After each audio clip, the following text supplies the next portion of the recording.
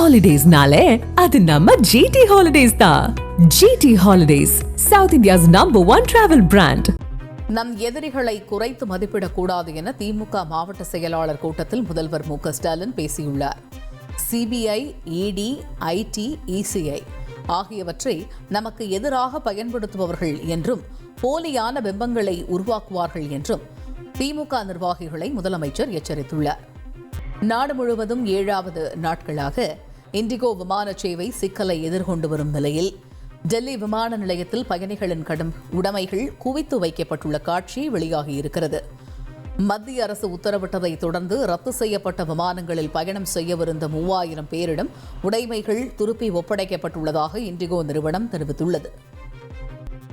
தஞ்சையில் ராஜராஜ சோழன் உடல் அடக்கம் செய்யப்பட்டதாக கூறப்படும் இடத்தில் மணிமண்டபம் கட்ட அனுமதி வழங்க கோரிய வழக்கை முடித்து வைத்து உயர்நீதிமன்ற மதுரை அமர்வு உத்தரவிட்டுள்ளது. ராஜராஜ சோழன் புதைக்கப்பட்டதற்கான ஆவணங்கள் வழங்கப்படவில்லை என கூறி நீதிமன்றம் இந்த உத்தரவை பிறப்பித்துள்ளது.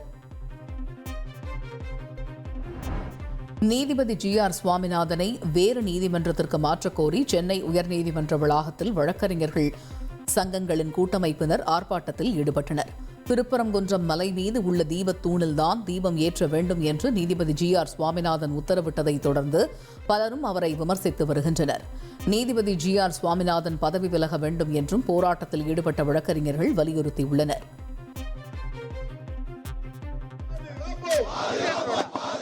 மக்கள் ஒற்றுமை பாதுகாப்போம்.